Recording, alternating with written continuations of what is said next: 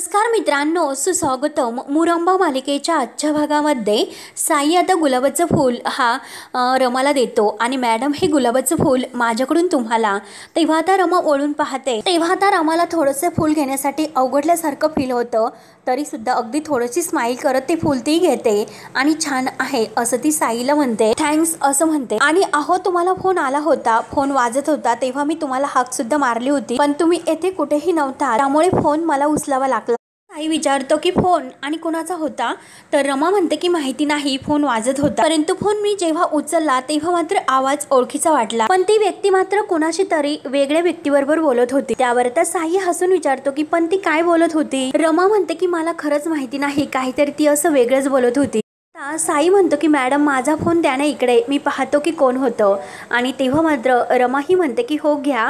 तर साई जेव्हा फोन पाहतो आणि म्हणतो की मॅडम, तर त्या साहेबांचा फोन होता. जेव्हा एकदा पुण्याला गेलो होतो तेव्हा गाडी त्यांची दुरुस्त केली होती आणि त्यानंतर आपण त्यांच्या कंपनीमध्ये माल सुद्धा डिलिव्हर केला होता. ते व्हिजिटिंग कार्ड आठवलं का तुम्हाला त्याबद्दल. तेव्हा आता रमा म्हणते की हो ना, आले लक्षात. त्यावर आता साई म्हणतो की हो मॅडम, मी तुम्हाला सांगतो की खरंच काय दिलदार माणूस होता. त्यावर आता रमा हो बोलते. मला वाटतच होते ते ज्या व्यक्तीबरोबर बोलत होते, तर साई म्हणतो की हो, ते नक्की त्यांच्या बायकोबरोबर बोलत असतील आणि त्यांचं त्यांच्या बायकोवर खूप असं प्रेम आहे. आणि काही महिन्यापूर्वी त्यांच्या बायकोचा ऍक्सिडेंट झाला होता, तो पण त्यांच्या डोळ्यासमोर. त्यावर आता रमा विचारते की मग काय. तर आता साई सांगतो की आता त्या बऱ्या आहेत. त्यांच्या बायकोबद्दल जेव्हा त्या बोलत होते तेव्हा त्यांचे डोळे मात्र भरून आले होते आणि खरंच खूपच दिलदार माणूस आहे ते, त्यामुळे मी पाहतो की नक्की त्यांचं काय काम होतं. आलोच असे बोलून आता साई आतमध्ये बोलायला जातो. तर आता रमा ही त्या फुलाकडे पाहत असते. त्यानंतर आता अक्षय हा अगदी माहीला जवळ घेतो आणि विचारतो की सांग ना, काय गिफ्ट देणार आहे तुम्हाला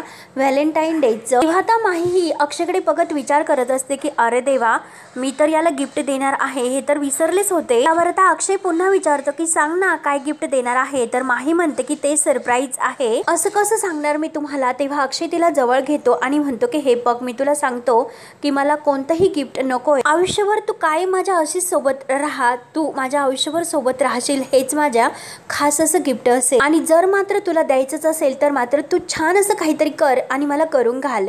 तेव्हा आता माहीला कुठे काय बनवता येत असतं, ती आता अगदी अक्षयकडे पाहत असते. तुझ्या आवडीची जागा ही किचन आहे, त्यामुळे तू तिकडे जा आणि माझ्यासाठी काहीतरी असं छान खायला कर. तेव्हा आता माही म्हणते की किचन करते मी तुम्हाला खायला काहीतरी. तेव्हा अक्षय विचारतो की काय करशील आणि हे सुद्धा सरप्राईज असेल का. तेव्हा माही म्हणते की हो. तर अक्षय म्हणतो की असं काय बरं, आणि तुला माहिती आहे ना मला काय काय आवडतं ते. तेव्हा आता माही म्हणते की हो. तेवढ्यात अभि आवाज देतो. तर अक्षय म्हणतो की काय रे. तर अभि म्हणतो की अक्षय जरा बाहेर ये बरं प्लीज. त्यावर आता माही म्हणते की हो ना, जा हो, बोलवतात ते. तेव्हा अक्षय माहीला जवळ घेतो आणि मी नक्की वाट पाहतोय, लवकर घेऊन ये. आणि तो आता खांद्यावर असा हात ठेवतो, त्यामुळे हिला थोडंसं अवघडल्यासारखं फील होत असतं. तर अक्षय बाहेर जातो.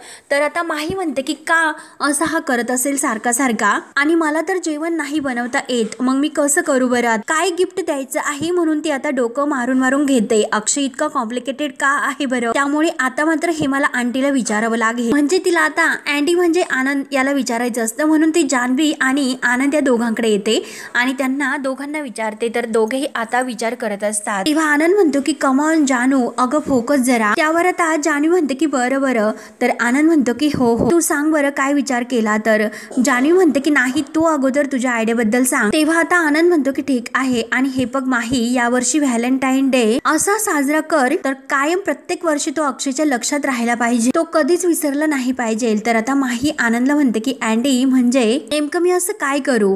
तर त्याला पब मध्ये जायला सुद्धा नाही आवडत आणि डान्स करायला सुद्धा नाही आवडत, मग मी काय करू बरं. त्यावर आता जान्हवी म्हणते की तू एक काम कर, तू त्याला इतकं भारी असं गिफ्ट दे म्हणजे तो खुश होऊन जाईल.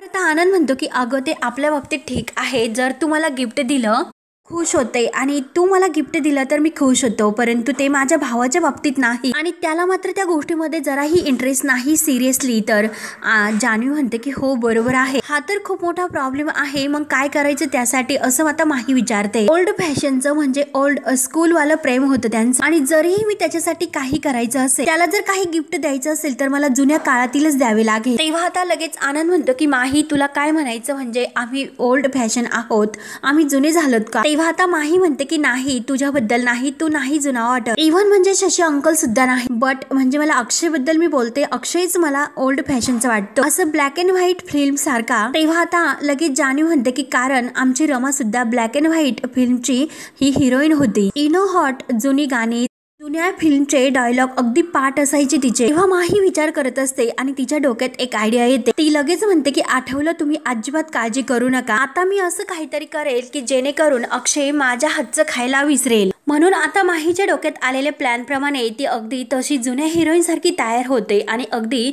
जुनं जे काही गाणं आहे तर ते आता म्युझिक ती सुरू करते आणि अक्षय तिथे येतो. अक्षय जेव्हा ते गाणं ऐकतो आणि समोर मात्र तो माहीला पाहतो तेव्हा तो अगदी खुश होतो. तेव्हा आता अक्षय अगदी खुश होऊन मनात म्हणतो की अरे वा, ग्रेट, म्हणजे ही आहे माझी रमा, हीच माझी खासियत आहे, ओल्ड इज क्वीन. तेव्हा आता अक्षय विचारतो की हे माझं गिफ्ट आहे का? तेव्हा आता माही म्हणते की हो लागली, आणि एवढ्या लवकर तुम्ही मध्ये आलात का? मी हे सर्व पूर्ण करणार होते आणि मग तुम्हाला आवाज देणार होते, पण अगोदरच तुम्ही आलात आणि सर्वांची वाट लावली. म्हणून माही आता खूप चिडते. तर अक्षय तिला समजावतो. तेव्हा अक्षय म्हणतो की वाट, मी तर काहीतरी वेगळंच ऐकलं होतं आणि हे माझं गिफ्ट आहे का? तेव्हा आता माही चिडून म्हणते की हो ना, नाही तर काय. तेव्हा आता अक्षय पुन्हा माहीला जवळ घेतो तर माही पुन्हा अशी धबकल्यासारखी होते आणि अक्षय म्हणतो की हे बघ, माझं खरं गिफ्ट तू आहे, मला मात्र माझं गिफ्ट मिळालं म्हणून तो आता किस घ्यायला जाणार. तोच लगेच माही बाजूला होते आणि विचारते की आता माझं गिफ्ट कुठे आहे? तेव्हा अक्षय तिच्याकडे अगदी संशयासारखा पाहत असतो. अक्षय विचार करतो की हिला असं काय होतं की ती मला सारखं सारखं असं दूर का लोटत असेल. तेव्हा अक्षय म्हणतो की देतो, पण तुम्हाला त्या फिल्म मधील एक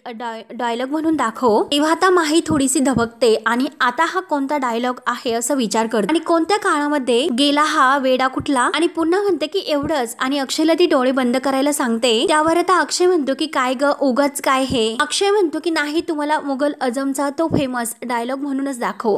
रमा म्हणते की नाही, तुम्ही अगोदर डोळे बंद करा, डोळे बंद करा, त्याशिवाय मी तुम्हाला डायलॉग नाही सांगणार. तेव्हा अक्षय म्हणतो की अगं असं काय म्हण ना. तेव्हा आता माही म्हणते की डोळे बंद केले तर सरप्राईज आहे. तेव्हा आता अक्षय विचारतो की डायलॉग मध्ये सुद्धा सरप्राईज आहे का? माही आता मान डोलावते तर अक्षय म्हणतो की वाव, ओके, आणि तो डोळे बंद करतो. तेव्हा आता माही लगेच मोबाईल मध्ये सर्च करून पाहते की नक्की तो डायलॉग कोणता आहे. तो माही लगेच सांगते तर अक्षय इतका खुश होतो आणि हाय हाय माझी मधुबाला, आणि तो रमाला जवळ घेतो आणि तिला आय लव्ह यू असं म्हणतो. तेव्हा माही असे थोडीशी धबकल्यासारखी होती. त्यानंतर इकडे आता रमा ही उभी असते आणि जी माई असते तर तिच्याकडे पाहते आणि म्हणते की अगं पोट्टे, अगं जरा मला मदत कर. तेव्हा आता माई जे कपडे भरत असतात तर त्याखाली एक कडं असतं, तर रमा लगेच ते कडं उचलते आणि तेव्हा तिला ते कड्याबद्दल आठवतं की जेव्हा आईने अक्षयसाठी ते कडं आणलेलं असतं शिर्डीवरून आणि ते कडं ती अक्षयच्या हातामध्ये घालते, त्या क्षणाची मात्र आता तिला तो भूतकाळ आठवतो. तेव्हा आता रमा लगेच माईंना विचारतं की हे कडं, तर माई रागाने म्हणतात की तुला काय करायचं, जे काही काम आहे तुझे ते कर, मी काही तुला बोलत नाही म्हणून तू जरा जास्तीच करते. त्यावर आता अक्षय म्हणतो की हे बघ माही, हे तुझं गिफ्ट, म्हणजे अक्षयला माही माहिती नसतं, रमा समजून तो आता गिफ्ट देतो. तेव्हा आता लगेच ती हातातून घेते आणि लगेच ती उचकायला लागते. तर अक्षय म्हणतो की अगं असं का इतकं घाईने इतकं पटपट का उघडते? अगं तू कायम तर या अगोदर असं म्हणायची की अहो कशाला इतकं महागडं असं गिफ्ट, असं म्हणून तू ते गिफ्ट साईडला ठेवून देते आणि आता मात्र इतकं घाईघाईने तू ते गिफ्ट उघडतेस. तेव्हा आता माही म्हणते की तुमचं तेच, आणि कशाला इतकं महागडं गिफ्ट तुम्ही मला माझ्यासाठी घेऊन यायचे, आणि प्रत्येक वेळेस तुम्ही मला इतकं प्रेमाने काहीतरी देतात म्हणून मी ते कायम ठेवते, आणि आता सुद्धा मग मी काय करू, ते गिफ्ट खोलू किंवा नको खोलू? तेव्हा अक्षय म्हणतो की नाही उघड, पण जरा थांब मी आलोच. तेव्हा अक्षय बाजूला जातो आणि लाईट बंद करतो. तर माही विचारते की अहो काय करतात तुम्ही? तेव्हा आता अक्षय पुन्हा माहीजवळ येतो आणि आता उघड असे म्हणतो, अगदी हळूहळू. तेव्हा आता लगेच माही ते गिफ्ट उघडते आणि हे काय दिलं तुम्ही मला असं विचारते. तर अक्षय म्हणतो की हेच खास सरप्राईज असते. तेव्हा आता जेव्हा ते बॉक्स उघडतो तर त्यात जे काही तो काजू असतो तर तो असा उंच उडतो. रमा म्हणते की हे काय आहे?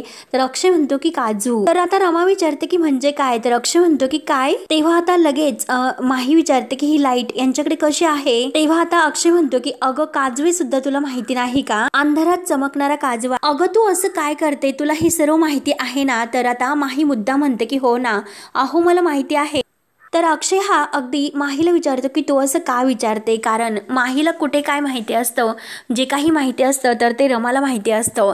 परंतु अक्षयला पुन्हा एकदा संशय यायला सुरुवात होते की असं का विसरल्यासारखं करत असेल. तेव्हा आता अक्षय एकटक तिच्या चेहऱ्याकडे पाहतो आणि तिला म्हणतो की तू माझा काजवा आहे, माझ्या आयुष्यामधील अंधार दूर करणारा, माझं आयुष्य उजळून टाकणारा, प्रकाश देणारा काजवा तू आहेस. तेव्हा आता माहीला हे सर्व बघून आनंद सुद्धा वाटत असतो, परंतु ती अक्षयकडे अगदी अशी घाबरल्यासारखी पाहत असते. तेव्हा माही इतकी खुश होते आणि लगेच आपल्या हाताची मूठ दाबते आणि ते काजवा आपल्या हातावर येण्यासाठी हात पुढे धरते, तर तो काजवा लगेच माहीच्या हातावर येऊन बसतो. तर अक्षय खूप छान प्रकारे हसतो. त्यानंतर आता इकडे रमा ही सुद्धा बाहेर अंधाराकडे पाहत असते आणि अगदी तिला इतकं छान फील होत असतं. तर साई तिच्याकडे एकटक पाहत असतो.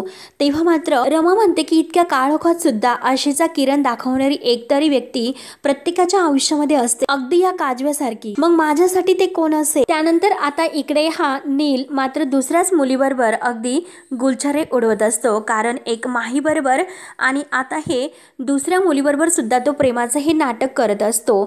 आणि प्रेमाचं जे काही नाटक आहे तर यावरून मात्र नील कोणत्या चालीचा आहे हे आता ओळखण्यात येतं, कारण आता माहीला पूर्णपणे तो प्रेमामध्ये फसवतोय हे आता पूर्णपणे दिसून येते.